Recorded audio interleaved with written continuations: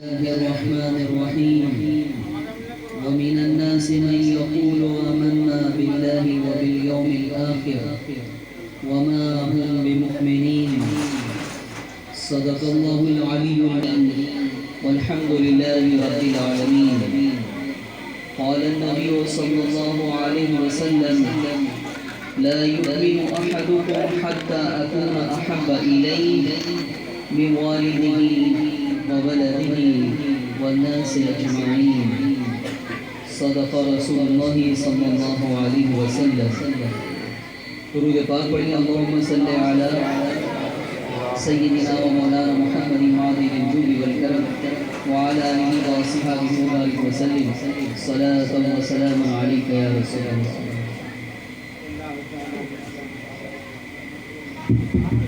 عزیزان گرامی، آپ حضرات بھی بیٹھ جائیں، بیٹھا ہو.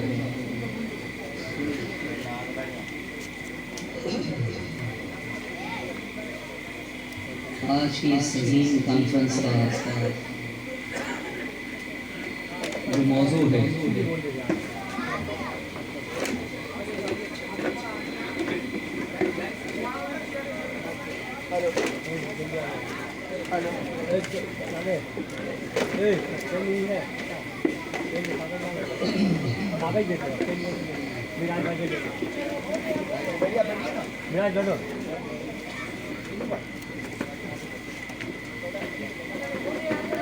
درود پاک پڑھیں اللہ سیدنا مولانا وعلى آله وصحبه وسلم صلاة وسلاما عليك يا رسول الله. میں یہ عرض کر رہا تھا کہ آج کی کانفرنس کا جو موضوع ہے، خطاب کا جو موضوع ہے، اس کا اعلان کر دیا گیا ہے. اس موضوع پر گفتگو کرنے کا مقصد یہ نہیں ہے کہ امت مسلمہ میں جو اختلافات ہے اس کی خلیج کو اور بڑھایا جائے. اس وقت امت مسلمہ بہت ہی نازک دور سے گزر رہی ہے. ہماری تباہی اور بربادی کے بے شمار منصوبے بنائے گئے ہیں اور ان منصوبوں پر عمل اس ملک میں بھی کیا جا رہا ہے اور عالمی سطح پر بھی کیا جا رہا ہے. عالمی سطح پر ہم جانتے ہیں کہ یہود و نصارہ ایسی خطرناک سازشیں کر رہی ہیں کہ مسلمانوں کے 57 ممالک ہیں، لیکن اس کے باوجود ایک بیت المقدس کو آزاد کرانا ہمارے لیے جو ہے وہ انتہائی مشکل ہو چکی ہے. اور اب ہندوستان میں جو حالات ہیں آپ جانتے ہیں کہ مسلمانوں کے خلاف کیسی سازشیں ہو رہی ہیں. ہم سے جینے کا حق چھینا جا رہا ہے، ہماری شناخت چھینی جا رہی ہے، تشخص چھینا جا رہا ہے اور ہمارا دین بھی چھیننے کی کوشش کی جا رہی ہے. ہمیں 2 نمبر کا شہری بنانے کی کوشش کی جا رہی ہے. مدارس دینیہ پر یلغار ہے اور مدارس دینیہ کا وجود بھی خطرے میں نظر آ رہا ہے. ان حالات میں امت مسلمہ کو اتحاد کی شدید ضرورت ہے. بلکہ میں یہ کہوں تو شاید کوئی اس کی تردید نہ کر سکے کہ اتحاد کی اتنی ضرورت امت مسلمہ کو اب ہے، اس سے پہلے شاید کبھی نہیں رہی. اور بڑی بے بسی محسوس ہو رہی ہے. تریپورہ کے جو حالات چند روز قبل گزرے ہیں آپ سب جانتے ہیں. پہلے توہین رسالت کا ارتکاب افراد کیا کرتے تھے اور اب توہین رسالت کا ارتکاب اجتماعی طور پر ہو رہا ہے. یہ ایک بہت ہی خطرناک رجحان ہے جو اس ملک میں پروان چڑھ رہا ہے۔ مجمع عام میں نازلہ حضور علیہ السلام کی شان میں گستاخی کی گئی۔ تو ان حالات میں مسلمانوں میں اتحاد ضروری ہے، اور میں کوشش کروں گا کہ آج کے خطاب میں پوری امت مسلمہ کو اتحاد کی راہ میں بتا سکوں کہ یہ جو آپ بکھرے ہوئے ہیں، کہ یہ دیوبندی ہے، یہ اہل حدیث ہے، یہ سنی ہے، تو کیا اس وقت کوئی ایسی بھی صورت ہے کہ سب کا اتحاد ہو جائے؟ سب سے پہلے تو میں آپ کو ایک بات بتا دوں، قرآن عظیم میں اللہ تعالیٰ نے فرمایا وَاعْتَصِمُوا بِحَبْلِ اللَّهِ جَمِيعًا وَلَا تَفَرَّقُوا، کہ اللہ کی رسی کو مضبوطی کے ساتھ تھام لو اور وَلَا تَفَرَّقُوا، فرقے میں بٹ مت جانا، فرقے میں بٹ نہ جانا۔ فرقہ بندی سے قرآن نے ممانعت فرمائی، اور حضور علیہ السلام نے بھی جو ہے وہ فرما دیا تھا۔ کیوں فرمایا تھا؟ اس لیے کہ یہ جو ہوا ہے یہ ہونا ہی تھا، لیکن اس کا حکم اللہ اس کے رسول نے نہیں دیا۔ حضور نے اپنے دور میں فرمایا تھا تفترق امتی علی 73 ملہ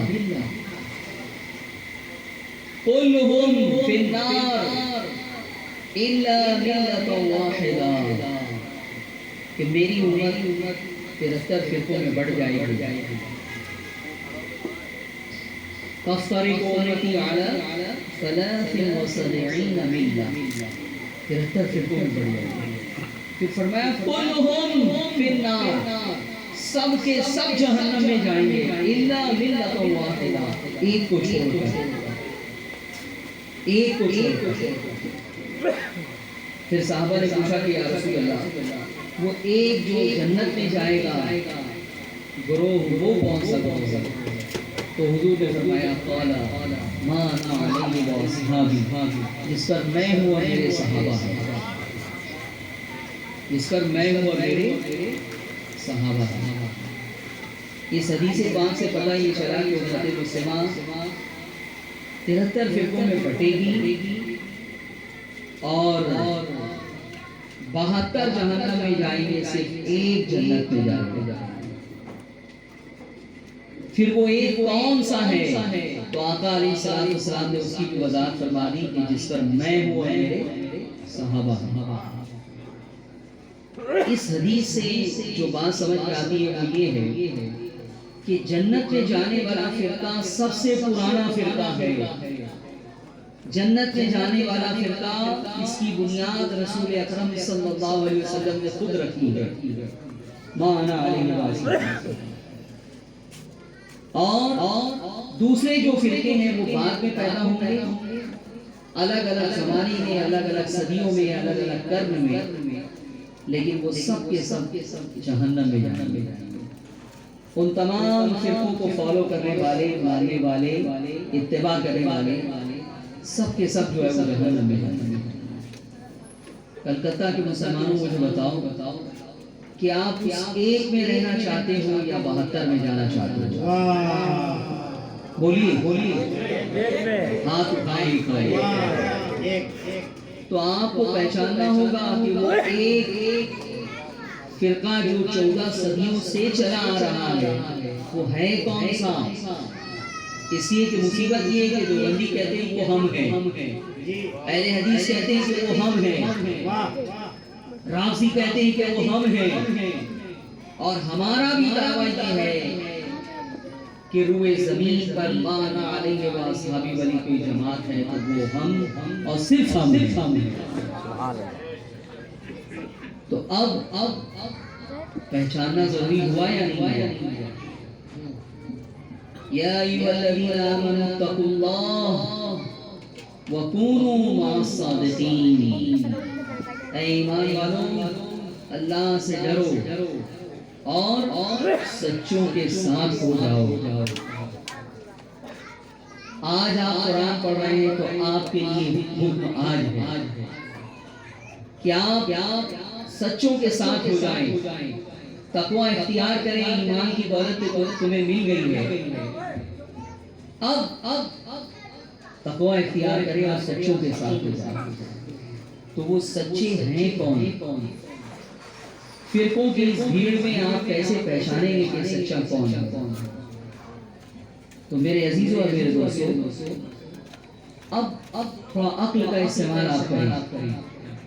دیوبندی، اہل حدیث، رافضی، دوسرے دیگر سارے فرقے کہہ رہے ہیں کہ وہ ہم ہیں، لیکن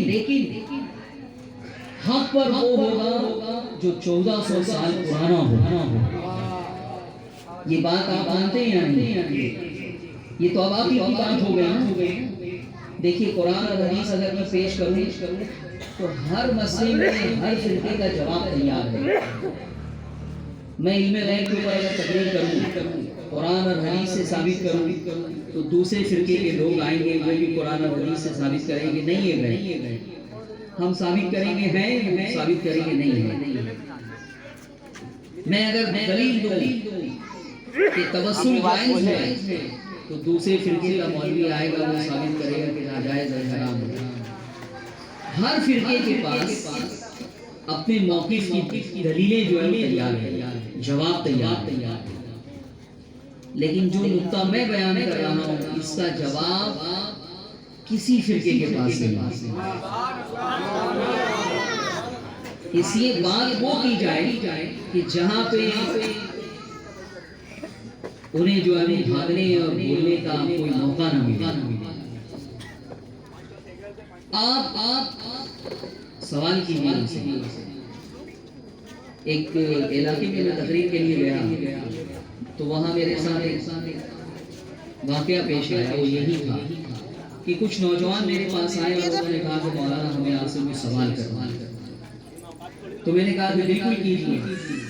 تو انہوں نے کہا کہ ہم سب کالج کے اسٹوڈنٹ ہیں اور تعلیم حاصل کر رہے ہیں، لیکن ہمارا رجحان دینی ہے، اس لیے ہم جو ہے وہ علم غیب کے اوپر کچھ تحقیق کر رہے ہیں، ریسرچ کر رہے ہیں، لیکن ہم لوگ بہت حیرت زدہ ہیں۔ تو میں نے کہا کہ علم غیب کے موضوع پہ تحقیق کرتے وقت یہ حیرت زدہ ہونے کی وجہ کیا ہے؟ تو انہوں نے یہی بات بیان کی کہ مولانا حیرت زدہ ہونے کی وجہ یہ ہے کہ ہم سنی عالم کے پاس گئے، علم غیب کے بارے میں جب ہم نے سوال کیا تو سنی عالم نے قرآن سے، حدیثوں سے، بہت ساری کتابوں سے ثابت کیا کہ حضور کو علم غیب ہے۔ پھر دلائل کا وہ سارا ریکارڈ لے کر ہم جو بندی مولوی کے پاس گئے تو وہ بھی قرآن اور حدیث سے جو ہے وہ ثابت کرنے لگا کہ نہیں، اللہ کے سوا غیب کوئی نہیں ہے۔ وہ بھی قرآن اور حدیث سے دلیل دینے لگا۔ تو وہ اسٹوڈنٹ جو تھے انہوں نے مجھ سے سوال کیا کہ مولانا حیرت زدہ ہونے کی وجہ یہی ہے کہ یہ مولوی لوگ ہے اور نہیں ہے، دونوں چیزوں کو قرآن اور حدیث سے ثابت کرتے ہیں، قرآن اور حدیث سے پروف کرتے ہیں۔ تو انہوں نے سوال کیا کہ ہم لوگ تو عام لوگ ہیں، اسٹوڈنٹس ہیں کالج کے، ہمیں تو جو ہے وہ عربی نہیں آتی، قرآن اور حدیث ہم نے نہیں پڑھا ہے، تو ہم کیسے سمجھیں گے کہ اس مولانا کی بات صحیح ہے یا اس مولانا کی بات صحیح ہے، اس کے دلائل صحیح ہے یا اس کے دلائل صحیح ہے؟ پھر انہوں نے مجھ سے سوال کیا کہ مولانا اب آپ بتائیے کہ ہم کیسے فیصلہ کریں کہ کون حق پر ہے، کون صحیح ہے، کون غلط ہے؟ کوئی ایسا فرقہ ہے ہی نہیں جو کہتا ہے کہ میرا یہ عقیدہ ہے، یہ نہ قرآن سے ثابت ہے نہ حدیث سے ثابت ہے۔ کوئی ایسا کہنے والا ہے ہی نہیں۔ ہر فرقہ جس عقیدے کا دعویٰ کرتا ہے، جس بات کا دعویٰ کرتا ہے، کچھ نہ کچھ دلیل قرآن اور حدیث سے نکال لیتا ہے، اور اسی سے لوگ گمراہ ہوتے ہیں، اسی سے لوگ جو ہے وہ ادھر سے ادھر جاتے ہیں۔ تو اب ایسی صورت میں کیا کرنا چاہیے؟ میں نے جو ان کو اس وقت جواب دیا تھا وہ لوگ اس سے بہت مطمئن ہوئے تھے، وہ سنی تو تھے ہی پہلے سے، میرے جواب کے بعد سنیت کے اوپر اور جم گئے۔ تو میں چاہتا ہوں کہ آپ کو بھی وہ باتیں بتا دیں تاکہ زندگی کی آخری سانس تک آپ کو کوئی زیادہ مستقیم سے ہٹا نہ سکے. یہ بچے شور کر رہے ہیں تھوڑا سا معاونین دیکھیں. دیکھتے ساتھی لوگوں بول ملی کرنا تو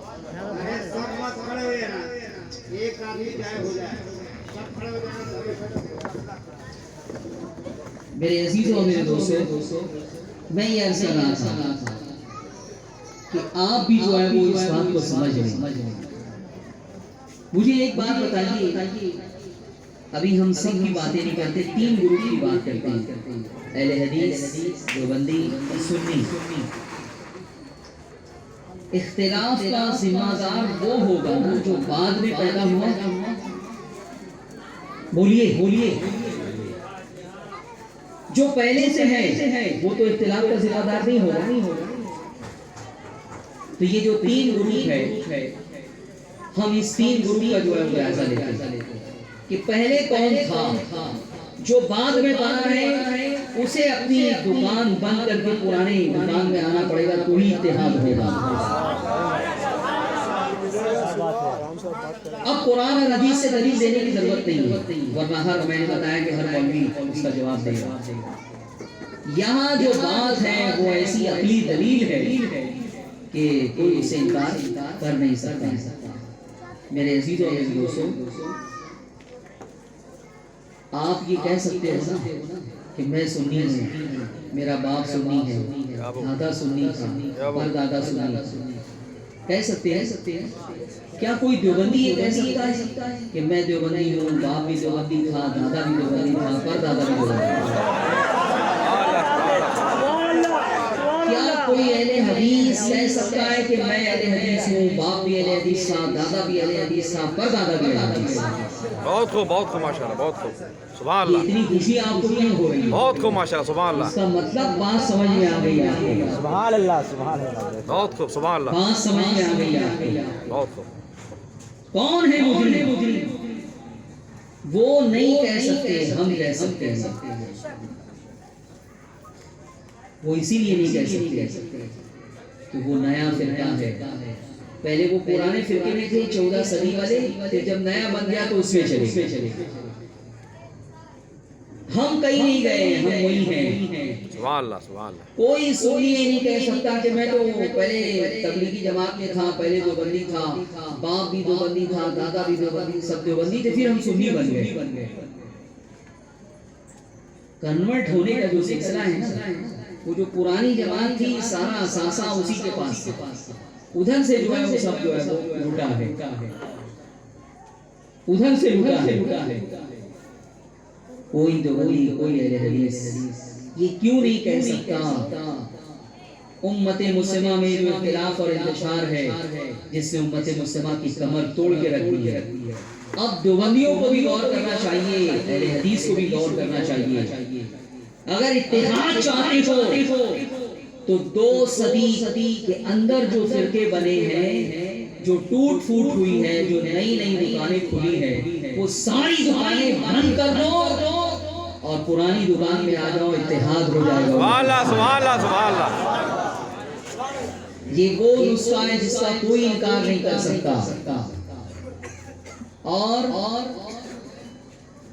جتنے دیوبندی اہل حدیث ہیں وہ سب کنورٹڈ ہیں کہ پہلے وہ بھی سنی تھے، بعد میں جو ہے وہ بنے. اور ہمارا جو ہم تو یہ کہہ سکتے ہیں دعوے کے ساتھ کہ 1857 سے پہلے پوری دنیا میں آپ کو ایک دیوبندی دکھا دیجیے، کوئی ایک دیوبندی مدرسہ دکھا دیجیے، کوئی ایک دیوبندی مسجد دکھا دیجیے. 1857 سے پہلے. اور محمد بن عبد الوہاب نجدی سے پہلے 2 صدی کی ڈیٹ لائن دے دیا کہ 2 صدی کے پہلے کوئی ایک اہل حدیث دکھا دیجیے، کوئی ایک وہابی دکھا دیجیے. یہ جو عرب ہے نا، عرب پورا کے پورا سنیوں کا تھا. آج جو لوگ دعویٰ کر رہے ہیں کہ ہم حق پر نہیں ہوتے تو ہماری حکومت حرمین پہ کیسے ہوتی ہے، ان سے پوچھئے کہ بھائی یہ حق والی تمہاری جماعت یہ 1924 سے کیسے آ گئی وہاں؟ اس سے پہلے کون تھا؟ اب تو دنیا ارطغرل بھی دیکھنے لگی ہے اور بہت ساری باتیں اس سے بھی لوگوں کو سمجھ میں آ گئی ہے. سبحان اللہ, بہت خوب ماشاءاللہ. یہ 1924 تک ارطغرل غازی کی حکومت تھی, 630 سال, اور وہ سب کے سب سنی تھے. ان کی ذکر کی محفل آپ نے دیکھی ہوگی, اور ابن عربی نے کس طرح سے ان کی رہنمائی کی ہے وہ بھی آپ نے دیکھا ہوگا. سبحان اللہ. میرے عزیزوں اور میرے دوستوں, اب نئی نسل سمجھ چکی ہے کہ فتنہ کون پیدا کر رہا ہے, کون امت کو لڑا رہا ہے, کون بانٹ رہا ہے. قرآن نے فرمایا تھا وَلَا تَفَرَّقُوا, فرقے فرقے میں مت بٹو, تو تم کیوں بٹے؟ بنانے والے فرقے بناتے رہیں گے. تمہارے اندر علم ہونا چاہیے, مطالعہ ہونا چاہیے, جس کی بنیاد پر آپ صحیح اور غلط کو پہچان سکیں, حق اور باطل کو پہچان سکیں, حق اور باطل کی معرفت حاصل کر سکیں. 1924 سے پہلے حرمین میں ہماری حکومت تھی. کعبے کا امام اعلیٰ حضرت کا ایک مرید تھا. سبحان اللہ, سبحان اللہ, سبحان اللہ ماشاءاللہ, بہت خوب سبحان اللہ. کعبے کا امام اور اعلیٰ حضرت جب گئے تو حرمین نے وہاں پہ جو شاندار استقبال کیا تھا وہ بھی تاریخ کی گوشوں میں آج تک محفوظ ہے. میرے عزیزوں اور میرے دوستوں, ان کا کوئی وجود ماضی میں کیوں نہیں نظر آتا؟ یہ 14 صدیاں جو گزری ہیں اس میں ان کی مسجدیں کیوں نہیں نظر آتی, مدرسے کیوں نہیں نظر آتے, علماء کیوں نہیں نظر آتے, فقہاء کیوں نہیں نظر آتے, مشائخ کیوں نہیں نظر آتے, صوفیاء کیوں نہیں نظر آتے؟ یہ 14 صدیاں پوری ہماری ہیں. مانا علیہ واصحابی سے جو جماعت چلی ہے, اس وقت روئے زمین پر وہ جماعت ہماری جماعت ہے. مولانا کی بڑی خواہش ہے کہ ساری کتابیں جو ہے وہ دکھائی جائیں, لیکن اس سے پہلے میں آپ کا کچھ ذہن بنانا چاہ رہا ہوں کہ آپ جو ہے وہ اپنی حقانیت کو پہچان سکیں. فتوے نئے بھی ہیں, پرانے بھی ہیں, اور انہی فتووں کی بنیاد پہ جنگ جاری ہے.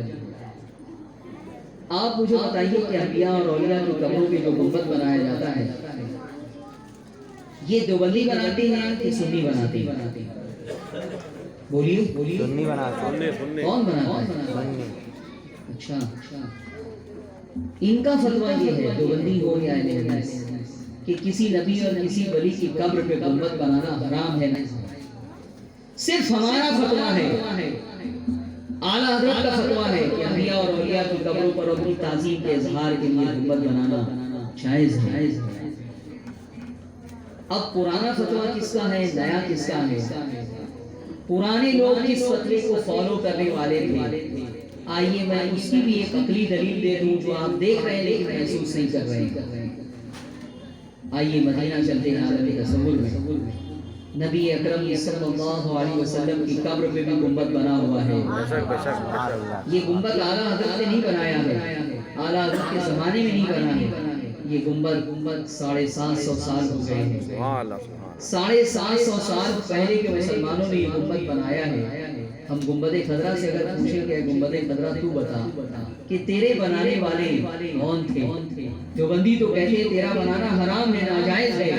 اہل حدیث تو کہتے ہیں تیرا بنانا حرام و ناجائز ہے. تو آخر اس وقت کے مسلمانوں نے تمہیں کیسے بنایا؟ تو گنبد خضرا اپنے خاموش وجود سے آپ کو جواب دیتا ہوا نظر آئے گا کہ کلکتہ کے مسلمانوں, جس وقت مجھے بنایا گیا اس وقت یہ فتویٰ دینے والا کوئی شخص مدینے میں تھا ہی نہیں, کوئی تھا ہی نہیں. اب آپ غور کریں کہ اگر 750 سال پہلے کے مسلمان دیوبندی ہوتے مدینے کے مکہ کے, تو کیا گنبد خضرا بناتے؟ 750 سال پہلے کے مسلمان اگر اہل حدیث ہوتے تو کیا وہ گنبد خضرا بناتے؟ یہ کس بات کی علامت ہے؟ کیا یہ اس بات کی علامت نہیں ہے کہ 750 سال پہلے بھی علماء جو فتویٰ دے رہے تھے وہ فتویٰ آج صرف اور صرف اعلیٰ حضرت کی بارگاہ سے ہمیں ملتا ہے؟ تو نیا فتویٰ دے کے اختلاف اور انتشار پیدا کرنے والا کون ہے؟ کون ہے؟ ایسے لوگوں کو پہچاننے کی ضرورت ہے تاکہ ہم اپنی صفوں میں اتحاد پیدا کر سکیں، قائم کر سکیں۔ اس کے بعد ہندوستان آ جائیے، غریب نواز کی قبر پہ بھی گنبد ہے۔ غریب نواز کے وصال کو تقریباً 8 صدیاں گزر گئی ہے، لیکن یہ جو گنبد بنایا گیا ہے، گنبد بیضا، وائٹ کلر کا جو گنبد ہے، اس کو 500 سال ہو گئے تقریباً۔ کتنے سو سال ہو گئے؟ 500 سال پہلے غریب نواز کی قبر پہ اجمیر جا کے یہ گنبد بنانے والے دیوبندی تھے، اہل حدیث تھے یا سنی تھے؟ کون تھے؟ غور کیجیے۔ قطب الدین بختیار کاکی کی قبر پہ گنبد ہے، نظام الدین اولیاء کی قبر پہ گنبد ہے، نصیر الدین چراغ جہلوی کی قبر پہ گنبد ہے، داتا علی ہجویری کی قبر پہ گنبد ہے۔ عرب چلے جائیے، عراق چلے جائیے، امام حسین کی قبر پہ گنبد ہے، امام اعظم کی قبر پہ گنبد ہے، حضرت بایزید بستامی کی قبر پہ گنبد ہے، معروف کرکی کی قبر پہ گنبد ہے، غوث پاک کی قبر پہ گنبد ہے۔ بے شمار انبیاء کرام ہیں عراق کی سرزمین پر، ان کے مزارات پر بھی گنبد بنائے گئے ہیں۔ سب کی قبریں پکی ہیں، تو یہ پکی قبریں بنانے والے، گنبد بنانے والے جو صدیوں سے ہیں، آج وہ جماعت کس کی ہے بتائیے؟ کون ہے اختلاف پیدا کرنے والا امت مسلمان؟ پہچاننے کی ضرورت ہے میرے عزیزوں اور دوستوں۔ اور بہت پیسہ کن بات میں آپ کے سامنے پیش کروں کہ آپ دیوبندیوں کو پکڑ کے پوچھیں، کسی مولوی کو، کسی مفتی کو، کہ تمہارے بڑے بڑے 3 ہیں، پیشوا 3 ہیں، اشرف علی تھانوی، رشید احمد جنگوہی، قاسم نانوتوی، یہ 3 ان کے بڑے ہیں، پیشوا ہیں، مقتدی ہیں۔ آپ ان سے پوچھیں کہ یہ تینوں کس سے مرید تھے؟ یہ تینوں کس سے مرید تھے؟ تو وہ یہ کہیں گے کہ ہمارے جو تینوں بڑے ہیں، پیشوا ہیں، مقتدی ہیں، یہ مرید تھے حاجی امداد اللہ مہاجر مکی کے۔ حاجی امداد اللہ مہاجر مکی۔ اب آپ ان سے پوچھیں کہ حاجی امداد اللہ مہاجر مکی جو ہے یہ کون تھے عقیدے اور نظریات کے اعتبار سے؟ تو اب دیوبندی مولوی کوئی جواب نہیں دے سکے، اس لیے کہ حاجی امداد اللہ مہاجر مکی ہماری طرح سنی تھے۔ سبحان اللہ، سبحان اللہ۔ حاجی امداد اللہ عرس کرتے تھے، میلاد کرتے تھے، فاتحہ کرتے تھے، سلام پڑھتے تھے، یا رسول اللہ کا نعرہ لگاتے تھے، اور صرف یہ کرتے نہیں تھے، ان تمام باتوں کے ثبوت میں، ان امور کے ثبوت میں انہوں نے فیصلہ ہفت مسا نامی کتاب بھی لکھ دی۔ ان کی کتاب ہے باقاعدہ فیصلہ ہفت مسا، اور اس کے اندر انہوں نے جو ہے ساری چیزوں کو جائز کرا ہے۔ فاتحہ پر اعتراض دیوبندی کر رہے ہیں، جواب اعلیٰ حضرت کو دینے کی ضرورت نہیں ہے، اشرف علی تھانوی کے پیر صاحب خود دے رہے ہیں۔ ہاتھ کیوں اٹھایا جاتا ہے؟ جواب حاجی امداد اللہ دے رہے ہیں۔ کھانا سامنے کیوں رکھا جاتا ہے؟ جواب حاجی امداد اللہ دے رہے ہیں۔ ابھی تو کھلایا نہیں ہے، ثواب ملا نہیں ہے تم کو، پہلے ہی کیسے بخشنے کے لیے جو ہے وہ بیٹھ گئے، مثال کرنے کے لیے بیٹھ گئے؟ جواب حاجی امداد اللہ۔ میلاد کے بارے میں حاجی امداد اللہ کہتے ہیں کہ میں تو ہر سال 12 ربیع الاول کے موقع پہ میلاد کی محفل خود منعقد کرتا ہوں اور کھڑے رہ کے میں سلام پیش کرتا ہوں۔ وہ خود فرماتے ہیں کہ ایک مرتبہ ایسا ہوا کہ میں ایک محفل میں سلام پڑھ رہا تھا کہ مجھ پر وجد کی کیفیت تاری ہو گئی، سلام ختم ہو گیا، لوگ بیٹھ گئے، لیکن مجھ پر ایسی وجد کی کیفیت تھی کہ میں اکیلا کھڑا تھا۔ جب ہوش آیا کچھ آیا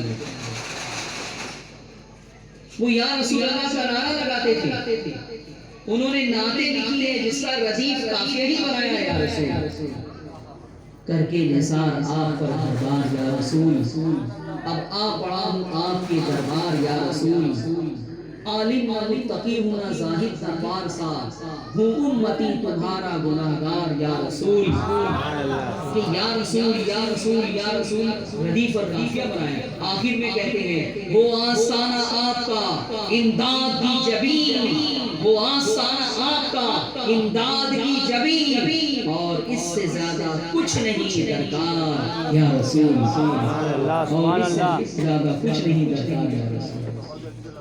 آج جو بندی یا رسول اور یا رسول اللہ کہنے پر ہم سے مناظرہ کر رہے ہیں کیا ان کے بارے میں سوال پیدا نہیں ہوتا کہ اشرف علی تھانوی ان کے جو پیر ہیں رشید گنگوئی ان کے جو پیر ہیں قاسم نانوتوی ان کے جو پیر ہیں وہ یا رسول اللہ سے نعرہ لگا رہے ہیں مدد بھی مانگی ہے استغاثہ بھی کیا ہے سخت مشکل میں پھنسا ہوں آج کل کیا کہتے ہیں حاجی امداد اللہ سخت مشکل میں پھنسا ہوں آج کل اے میرے مشکل کشا فریاد ہے یا محمد مصطفیٰ فریاد ہے اے حبیب کبریا فریاد ہے.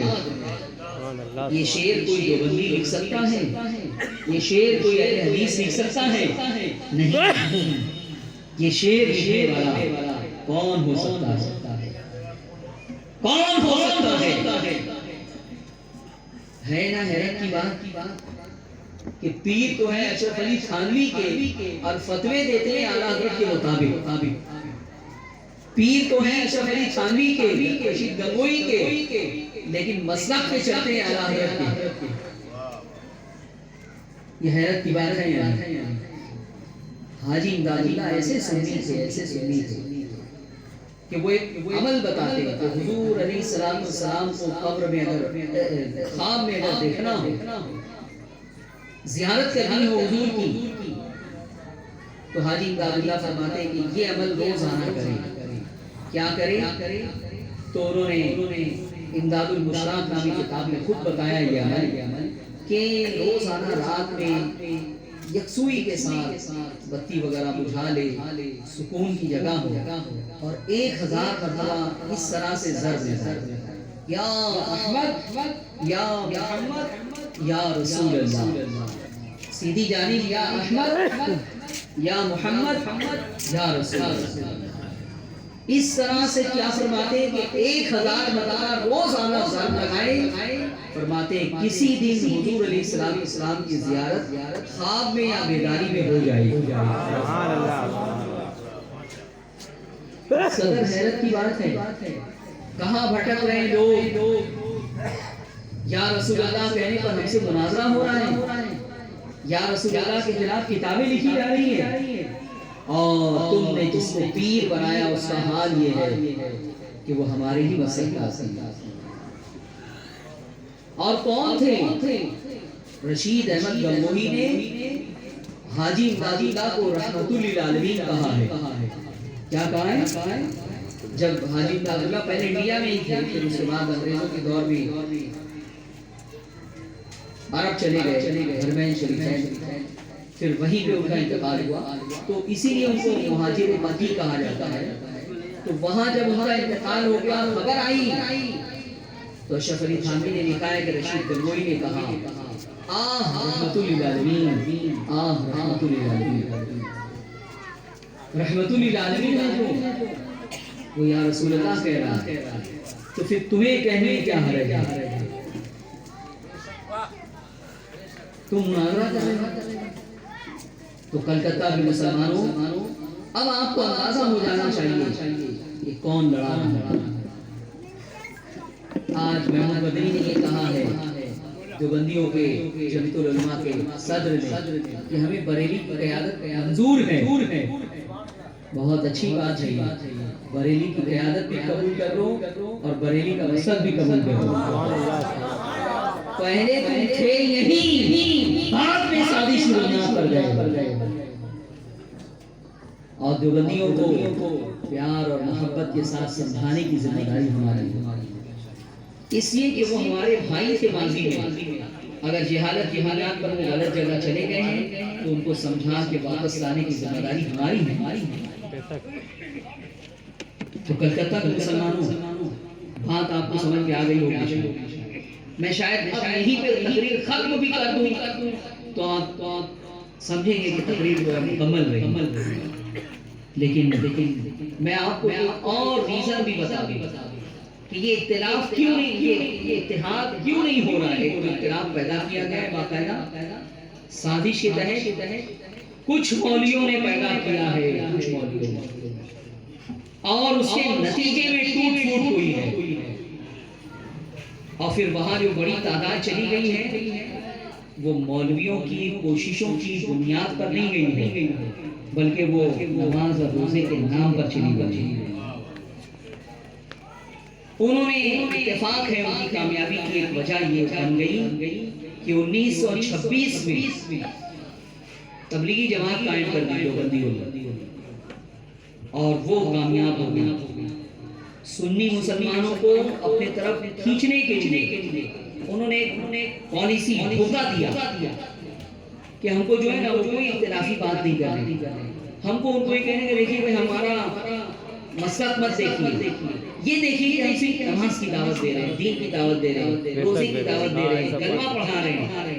تو سنیوں نے یہ سوچا کہ اس میں تو کوئی حرج ہے نہیں، وہ ادھر چلے گئے. شروع میں وہ کوئی اختلافی بات نہیں کرتے ہیں، لیکن جب دیکھتے ہیں کہ آدمی ہمارے ساتھ رہ کے چلا کر کے سفر کر کے پکا ہو گیا ہے تو پھر شروع ہوتا ہے یہ تو بدعت ہے، یہ تو حرام ہے، یہ تو شرک ہے، یہ تو ناجائز ہے.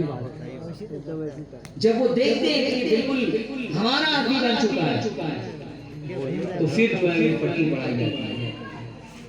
لیکن ہمارے لیے ذمہ داری بڑھ گئی کہ ایک تو نیا فرقہ، پھر تبلیغی جماعت کا ایک ایکشن ہے، تو پھر اسی جہد میں ہمیں بھی کام کرنا ہوگا.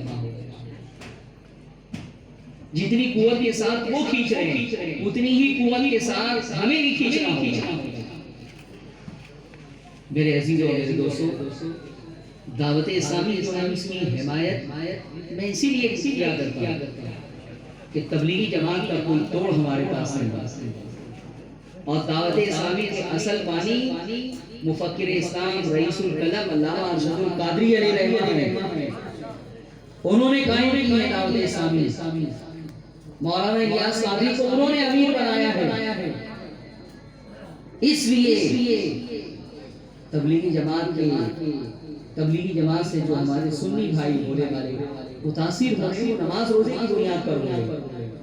اگر وہی چیز آپ بھی فراہم کر دیں تو ادھر سے ادھر جانے کا جو سلسلہ ہے وہ تھم سکتا ہے، رک سکتا ہے. تو یہ ہے معاملہ. کس طرح سے اتحاد ہوگا؟ آج پورے ملک میں بڑی خطرناک سازشیں ہو رہی ہیں. آنے والے دنوں میں ہم سے ووٹ کا حق بھی چھین لیا جائے گا، شہریت بھی ختم کر دی جائے گی، 2 نمبر کا شہری ہمیں بنا دیا جائے گا. جو 2 نمبر کا شہری ہوتا ہے اسے ووٹ دینے کا اختیار نہیں ہوتا. اب بہت ساری پابندی لگانے کا کام دیکھا جا رہا ہے. اس ملک کے 25 کروڑ مسلمانوں کا مستقبل بہت خطرے میں نظر آ رہا ہے. اس لیے اب اتحاد ہونا چاہیے. اور یہ جو اختلاف ہے عرس کی بنیاد پر نہیں ہے، فاتحہ کی بنیاد پر نہیں ہے، میلاد کی بنیاد پر نہیں ہے. علماء دیوبند یہ سارے اعمال کرنے لگ جائے تو بھی ہمارا اور ان کا اختلاف ختم نہیں ہوگا.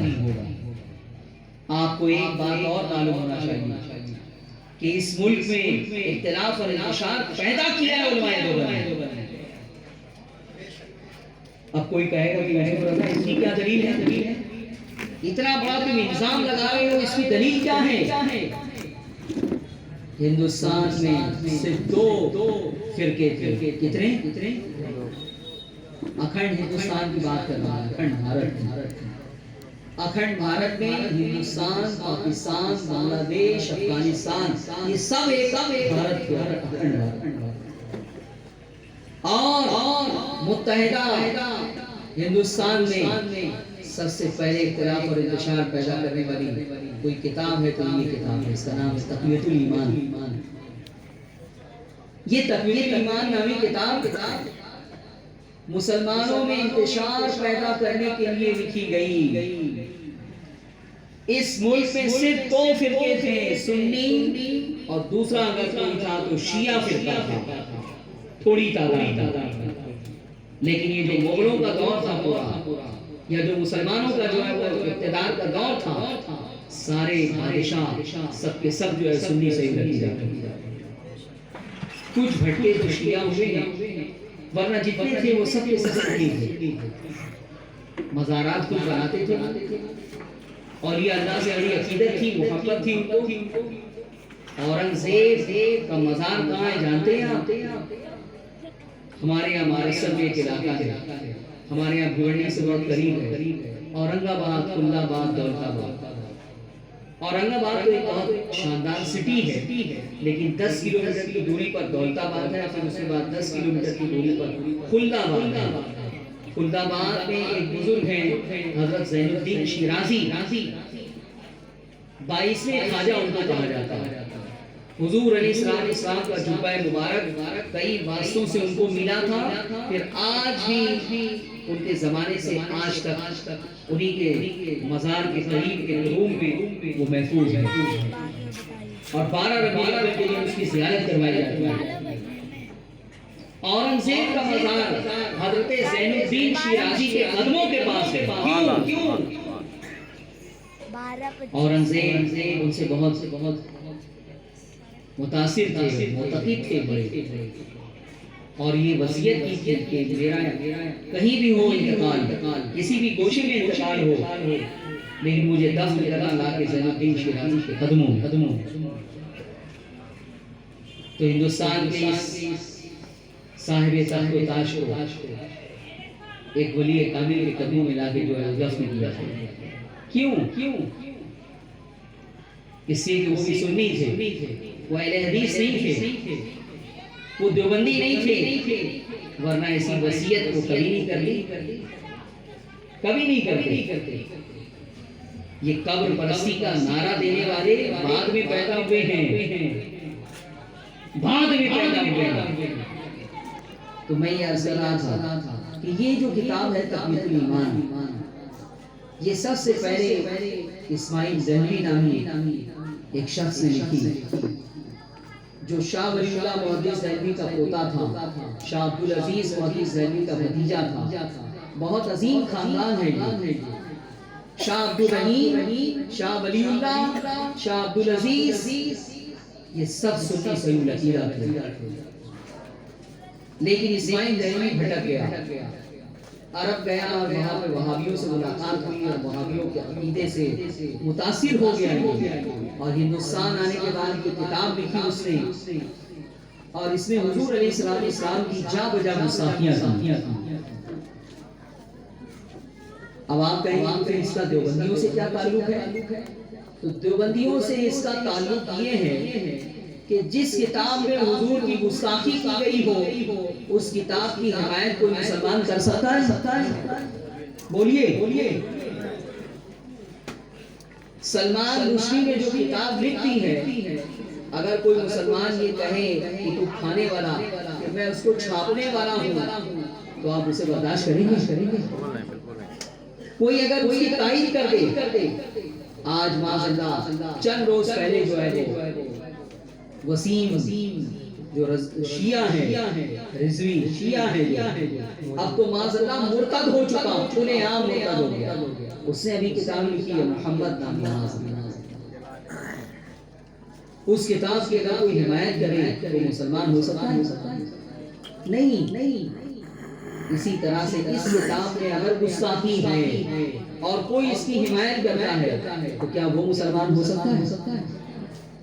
آج میں چند ہی باتیں آپ کے سامنے بیان کروں گا، جس سے آپ کو اندازہ ہو جائے گا کہ ہمارا اختلاف کیوں ہے ان سے، اور یہ اختلاف ختم کیوں نہیں ہوتا۔ لیکن سب سے پہلے تقویۃ الایمان کے بارے میں آپ کو یہاں حقیقت بتا دوں، یہ اشرف علی تھانوی کی کتاب ہے۔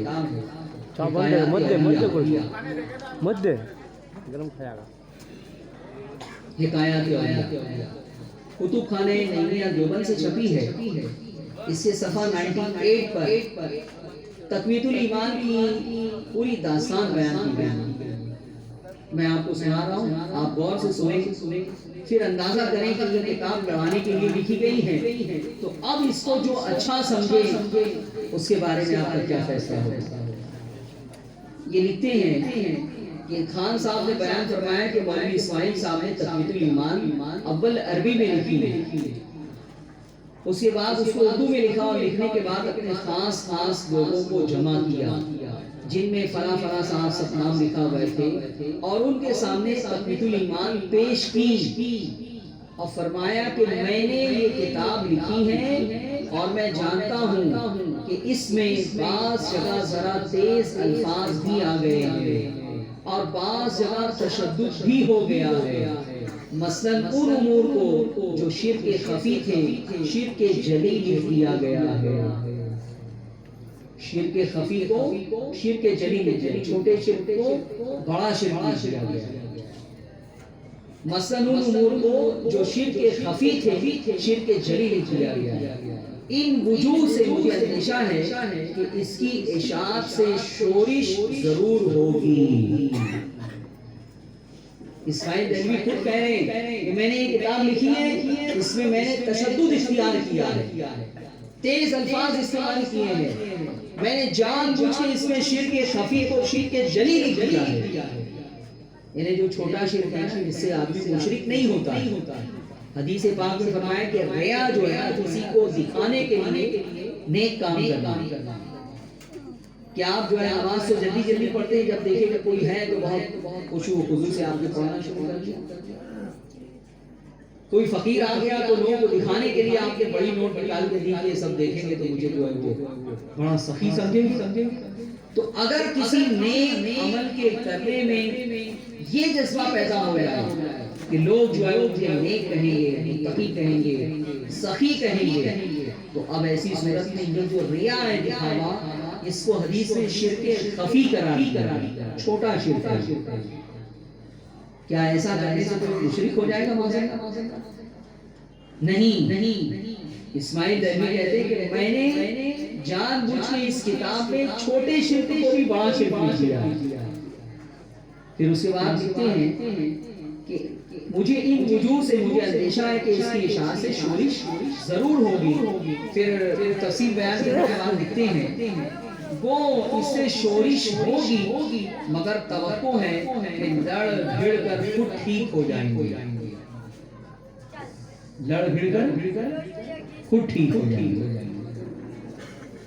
اب آپ مجھے بتائیں کہ جو کتاب لڑانے کے لیے لکھی گئی ہے، کیا آپ اس کتاب کے وجود کو برداشت کر سکتے ہیں؟ جس کتاب میں جان بوجھ کے شرک خفی کو شرک جلی لکھا گیا، کیا آپ اسے برداشت کر سکتے ہیں؟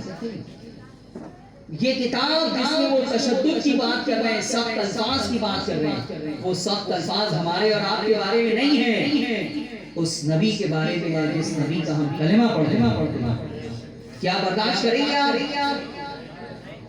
اس کتاب میں جو جرم ہے وہ مولوی اسماعیل دہلوی کا ہے، لیکن اس جرم کو ہم دیوبندیوں کے کھاتے میں اس لیے ڈالتے ہیں کہ جب یہ کتاب لکھی گئی تو دلی، رامپور، بریلی اور بدایوں کے بے شمار علماء نے ہندوستان کی اس کتاب پر رد لکھنا شروع کیا۔ علامہ فضل خیر آبادی اس وقت حضرت پیدا بھی نہیں ہوئے تھے جب یہ کتاب لکھی گئی۔ علامہ فضل خیر آبادی نے تحقیق الفتویٰ فی ابطال التقویٰ نامی عظیم کتاب اس کے رد میں لکھی، اور اس میں جو گستاخیاں ہیں اسے کوٹ کیا اور اس کی بنیاد پر اس کے مصنف کو کافر قرار دیا۔ ابھی تو اعلیٰ حضرت پیدا بھی نہیں ہوئے، اختلاف اور انتشار پیدا کرنے والی کتاب معرض وجود میں آ گئی۔ ہندوستان کے علماء نے اپنا فرض نبھایا ہے، اس کا رد کیا، مسلمانوں کو آگاہ کیا کہ اس گندی کتاب سے تم جو ہے وہ محفوظ رہنا، بچے رہنا۔ لیکن علماء دیوبند کا جب دور آیا تو علماء دیوبند نے اس کتاب کو سینے سے لگا دیا۔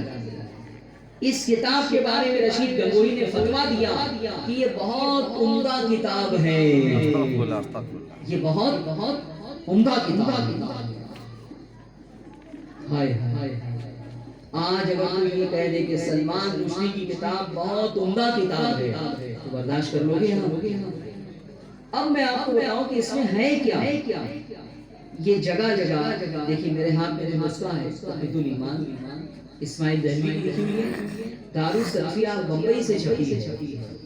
اگر آپ کو ریفرنس دینا ہو تو یہی کتاب منگا کے دیں، اسی کے دوسرے نسخوں میں انہوں نے کچھ گڑبڑی کی ہے، یہ نسخہ دارالسلفیہ والے ابھی بھی ویسے ہی چھاپتے ہیں، اس میں انہوں نے کوئی رد و بدل نہیں کیا ہے الفاظ میں۔ اب میں آپ کو بتاؤں کہ اس میں جو ہے وہ کس طرح سے گستاخی کی گئی ہے۔ درود پاک پڑھیں اللہم صلی علی سیدنا و مولانا محمد معدن الجود والکرم وعلى آلہ و اصحابہ و بارک وسلم صلاة و سلام علیکہ یا سیدی یا رسول اللہ۔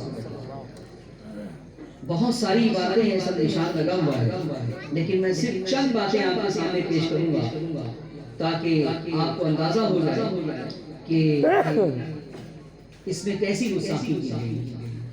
صفحہ 48 پر لکھتے ہیں جو کچھ اللہ اپنے بندوں سے معاملہ کرے گا، خواہ دنیا میں خواہ قبر میں خواہ آخرت میں، اس کی حقیقت کسی کو نہیں معلوم، نہ نبی کو نہ ولی کو، نہ اپنا حال نہ دوسرے کا۔ جو کچھ اللہ اپنے بندوں کے ساتھ معاملہ کرے گا، کہہ رہے ہیں کہ اس کی حقیقت کسی کو نہیں معلوم، نہ نبی کو نہ ولی کو، نہ اپنا حال نہ دوسرے کا۔ کیا حضور علیہ السلام کے بارے میں آپ کا عقیدہ یہی ہے کہ حضور کو اپنے بارے میں کچھ پتہ نہیں ہے کہ قیامت کے دن ان کے ساتھ کیا ہوگا؟ قیامت کے دن کیا ہوگا؟ جنت میں ڈالا جاؤں گا، وہ جہنم میں ڈالا جاؤں گا،